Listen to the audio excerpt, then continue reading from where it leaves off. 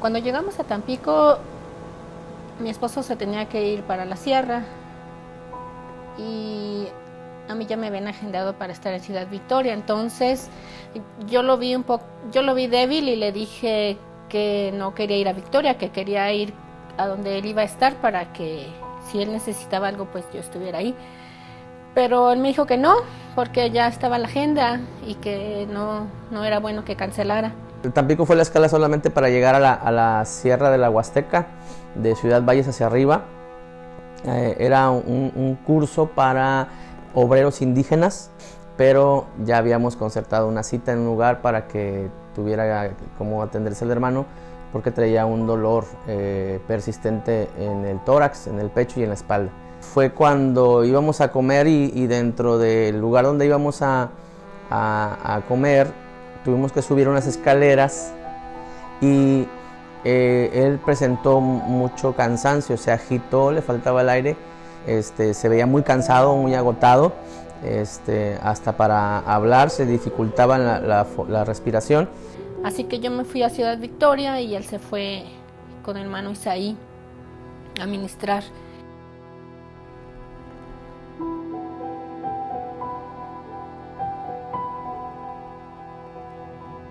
Mi esposo me comentó, el hermano Saúl parece que no viene muy bien, entonces vamos a estar al pendiente de él. Yo creo que traía dolor en las piernas, en las rodillas, al caminar veía que arrastraba un poquito el pie y que ya no aguantaba estar mucho tiempo sentado. Decía que le dolía la espalda, le dolía la columna. E incluso la silla parecía un tanto incómoda. En los momentos de las conferencias, de las prédicas, él estaba parado, se levantaba, se sentaba. Sí, bueno, el curso se llevó adelante a pesar de todas las circunstancias que él tenía contradictorias en su salud. Después de haber ido a consagrar a una hermana en una comunidad, ya por la noche es cuando él pidió que fuéramos a conseguir algunos medicamentos para poder calmar el dolor. Sin embargo, él comentaba que el dolor no cesaba, que el dolor era intenso. Entonces se consiguió más medicamentos y dice que tampoco le hizo efecto. Cada rato le cuestionábamos cómo se sentía y él decía que ya no se podía mover mucho y que no había podido dormir toda la noche, aún con las inyecciones.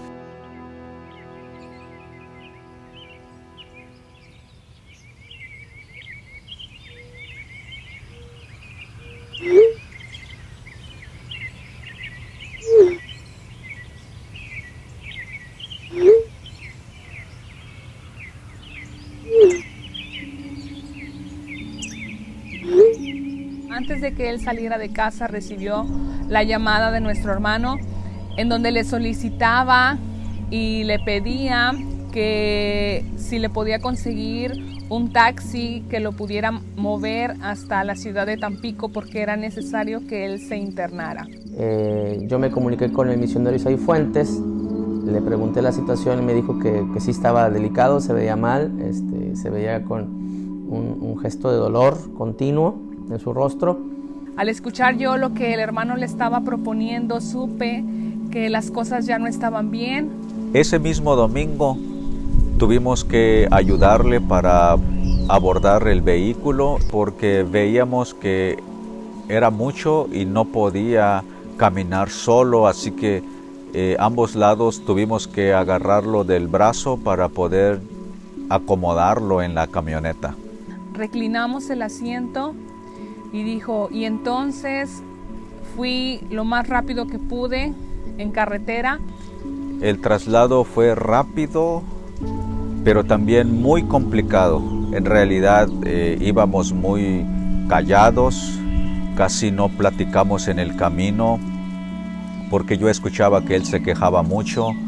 Aparte, le acomodamos el asiento para que él se pudiera recostar, pero aún así no podía. En cada momento él se movía de un lugar a otro porque el dolor era más agudo. Entonces yo miraba que sus labios se estaban poniendo más oscuros. Hizo algunas llamadas, pero en realidad su voz no salía.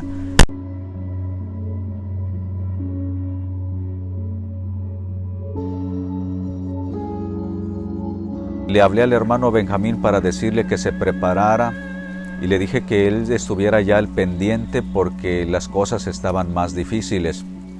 Pero cuando ya nos vimos y llegamos ahí en ese momento, le pregunté cómo estaba, me dijo que la condición del hermano era muy difícil, entonces decidimos con el vehículo que él traía, la camioneta que él traía, meternos a la ciudad, irnos directamente a la clínica.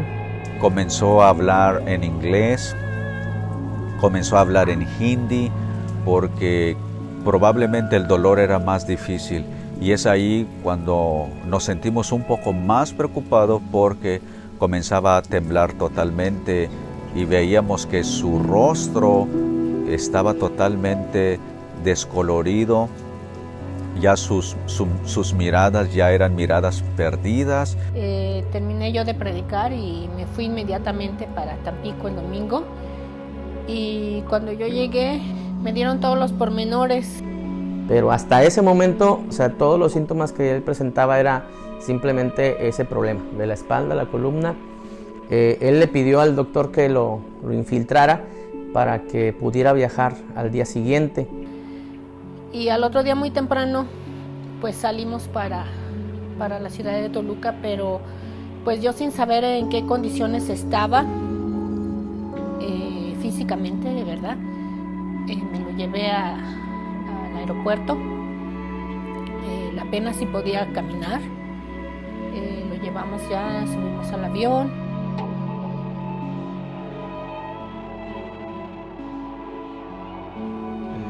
Recibo una llamada telefónica diciéndome que si podía ir al aeropuerto por él.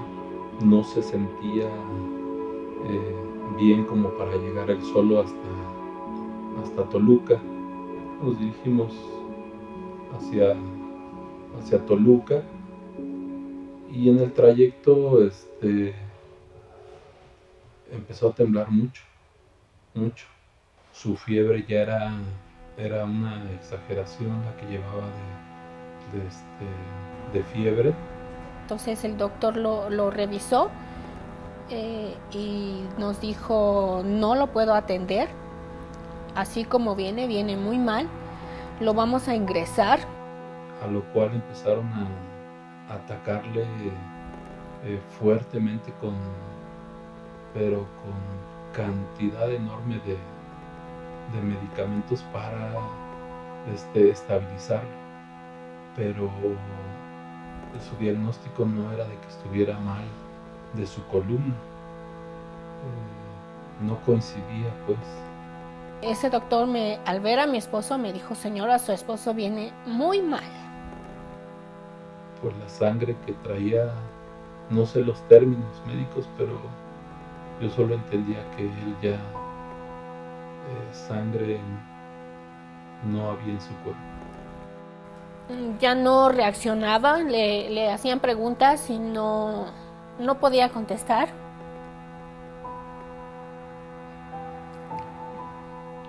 Y me llamó el doctor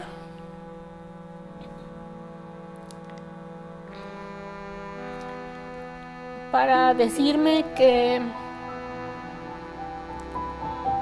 no habían encontrado ninguna hemorragia en el cuerpo de mi esposo, y que no se explicaba por qué estaba perdiendo tanta sangre, pero que él necesitaba con urgencia 4 transfusiones. Habló al laboratorio que supuestamente tenía ese tipo de sangre, ORH negativo, y el laboratorio le dijo: no tenemos 4 bolsas, solo tenemos 2 bolsas. Y volvió a llamar al laboratorio y le confirmaron que la sangre que tenían era O, pero no era O negativo, era O positivo. Así es que no le servían a mi esposo. Ya los empleados del hospital ya estaban yéndose todos, ya solo quedaban los de guardia, y también el doctor ya estaba cansado y le dije no sé quién tenga ORH negativo, y me dijo pues busque gente, porque si no le ponemos sangre a su esposo ahorita, él se va a morir. Yo no garantizo que viva 4 horas más.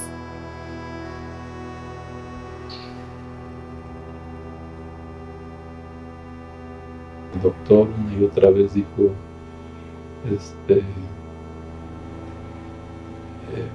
puede que pase la noche,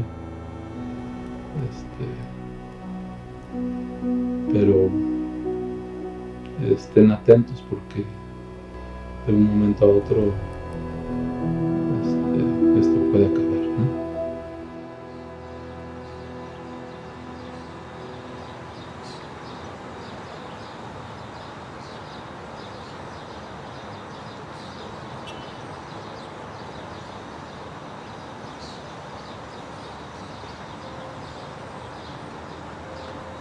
Y al siguiente día temprano ya estaba lista para ir a recibir los resultados. Ya tengo los resultados, venga por ello, necesito verla en mi oficina. Y sí, fuimos a la hora que nos indicaron y ese fue el resultado, ¿no? Era un cáncer en la sangre. Que si no se atendía en ese momento, pues que no nos daba mucha esperanza. Y yo estaba como a punto de atreverme a decir, y si nos esperamos un poco para poder ver alguna otra opinión, algún otro doctor.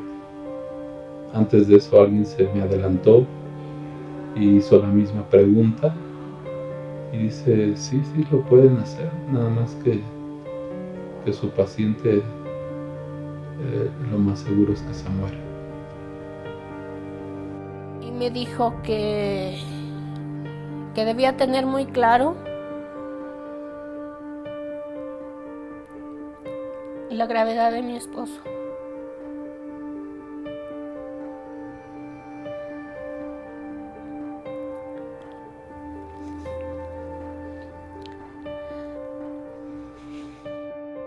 Que el 95% de probabilidades era de que mi esposo no saldría con vida.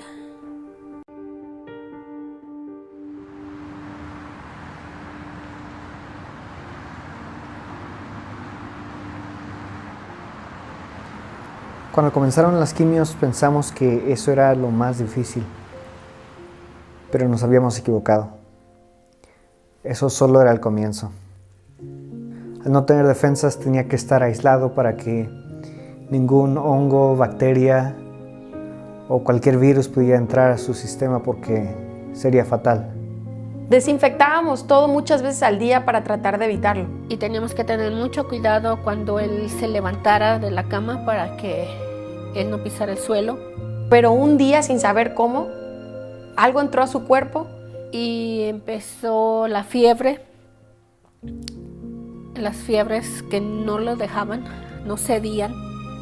La fiebre que lo había dejado por algunos días regresó, y más fuerte. El doctor nos dijo que cada vez que él tuviera fiebre, era que estaba a un paso de la muerte.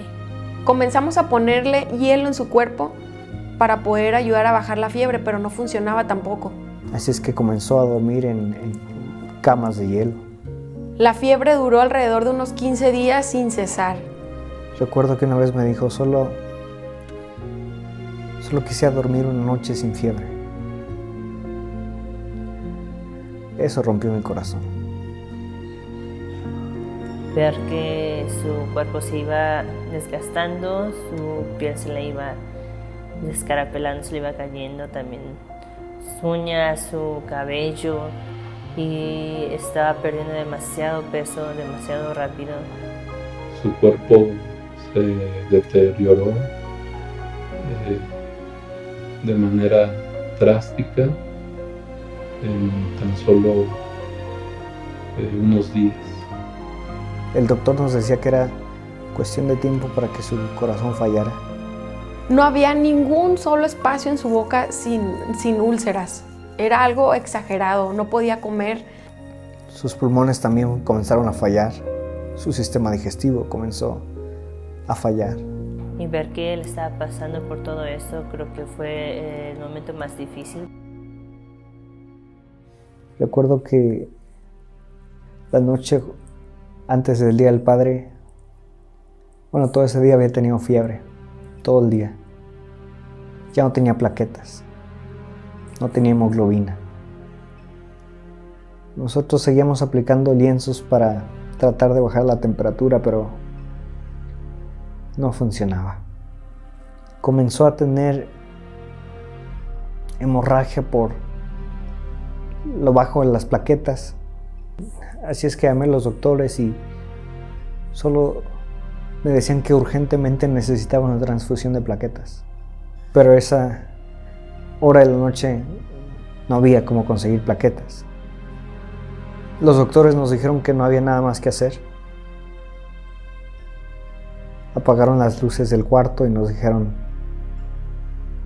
siéntense y avísenos cuando suceda. Comencé a sentir como al cuarto entró el espíritu de la muerte. Todo estaba acabado. Ni los doctores, ni la medicina, ni el tiempo estaba a nuestro favor. No había nada que hacer. No había opciones. Yo solo le pedí a Jesús que llegara y pusiera de su sangre a mi papá.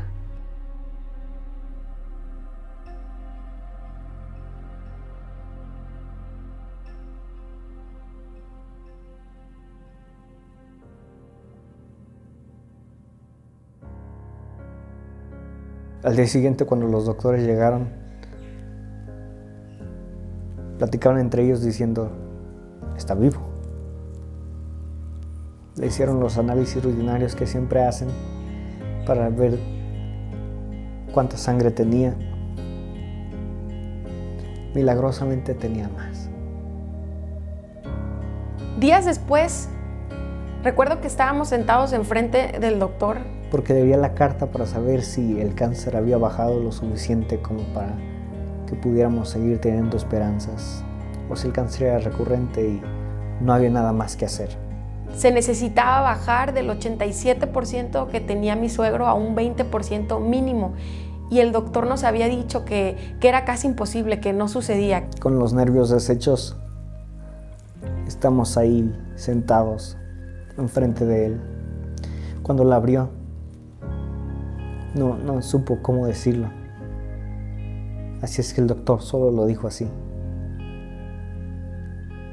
su sangre está limpia, no tiene cáncer.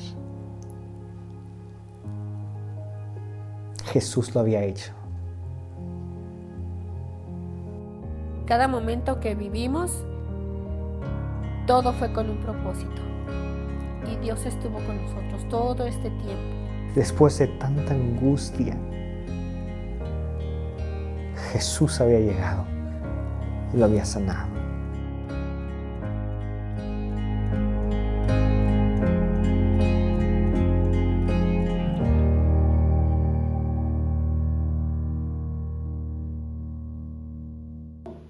Pero pienso en el Evangelio. Déjame decirte, Nerón, te enfrento a ti, poder del gobierno político y social, con todo el imperio bélico que tú representas. Y te digo a ti, cristiano temeroso, que a veces vives en tus propias circunstancias, atado a tus temores y a tus aflicciones, te lo digo a ti, yo no me avergüenzo del Evangelio. Días después le hicieron un homenaje a mi papá en Ciudad Juárez. Fuimos con la autorización del médico. Yo lo llevaba en silla de ruedas por su debilidad. Teníamos que interpretar lo que decía porque su voz tampoco se escuchaba. Y después del homenaje, a un hermano se le acercó y le dijo: ¿no quiere predicar? Él dijo: sí, si estoy aún vivo, yo voy a predicar, no importa cómo yo esté, yo quiero seguir predicando la palabra de Dios. Cuando yo escuché eso, yo pensé: mi papá no puede predicar. Mi papá con trabajos puede hablar, no se puede parar. Pero este video a lo mejor no tiene significado para alguien que lo está viendo por primera vez, que no entiende todo lo que había detrás de ese momento. Pero cuando nosotros que habíamos pasado todo el proceso, cuando lo veíamos en el video de pie, cuando lo veíamos predicar, levantando la voz, para nosotros era increíble. Ahí, mientras predicaba del Dios vivo, ese Dios vivo lo sanó. Y a partir de ese momento nos olvidamos de la silla de ruedas y su rostro fue diferente.